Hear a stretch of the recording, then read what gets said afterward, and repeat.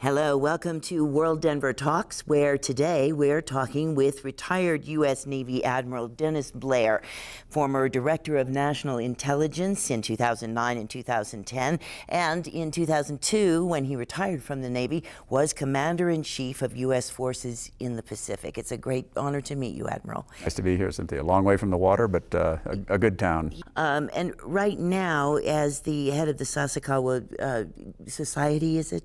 Sasakawa Peace Foundation. Peace Foundation. You're taking a look at security and other issues between Japan and the U.S., is that right? Tell us a little bit more about that.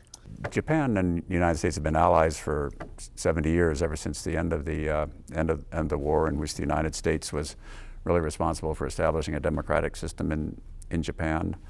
And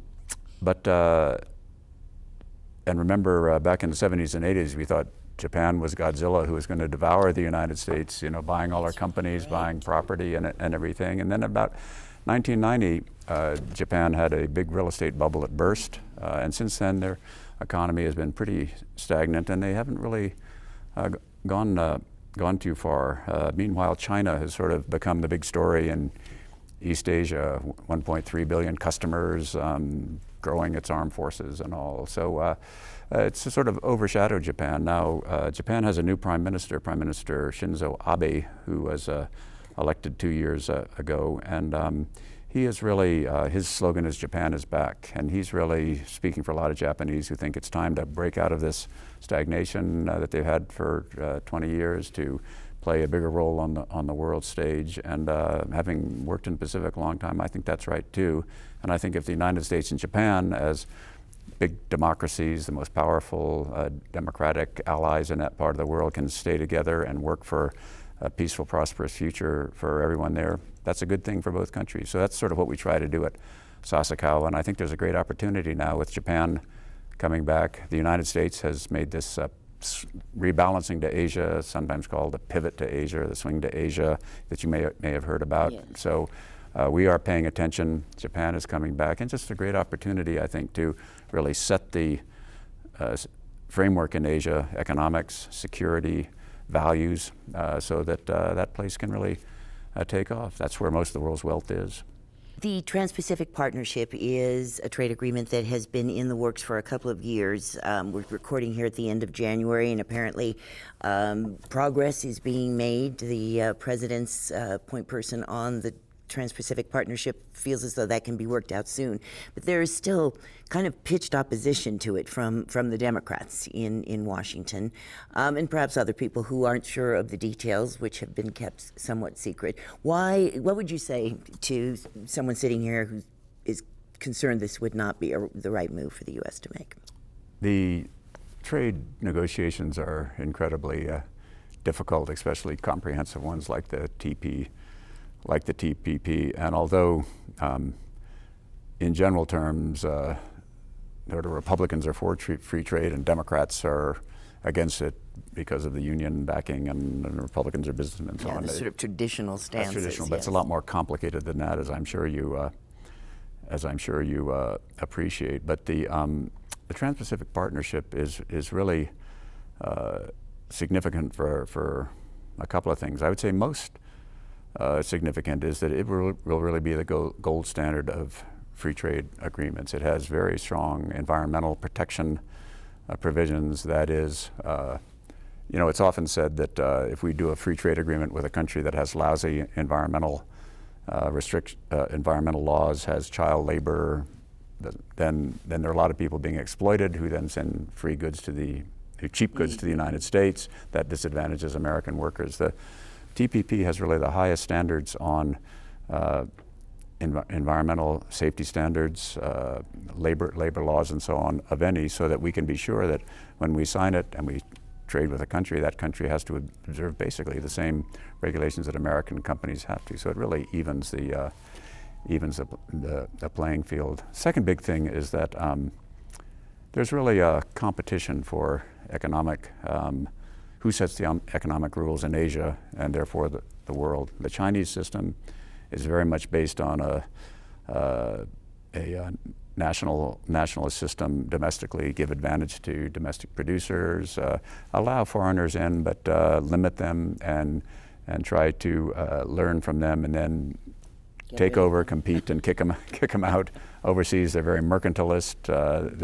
When they cut deals, it's for Chinese companies. And what the Trans-Pacific Partnership would do would really be to establish a free trading framework with high standards for the world. It would be led by the United States and Japan, which are two of the three biggest economies in the world. So it's really important for setting the rules and having us set them rather than other people set them.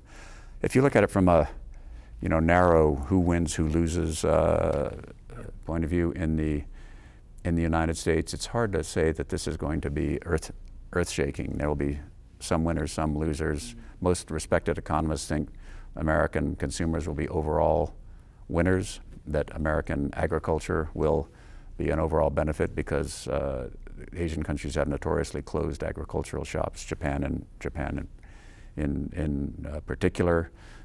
Most countries believe that we need to push Japan in particular on automobiles, where, if you look around the streets of the United States, Japanese companies are there. If you look around the streets of Japan, there are not many American cars there. So this sort of balance of interests is all being worked out. The final thing I'd say, Cynthia, is that there's a window on this. It's the U.S.-Japan negotiations is really going to be the key to it. The 10 other countries are much smaller, and it'll probably that probably can be worked out. But Japan just finished an election, so the Japanese Prime Minister has a window that he can move forward. The United States election season will begin, this fall of this year or so, Hasn't it already begun? or maybe right. It'll get really intense at fall of this year.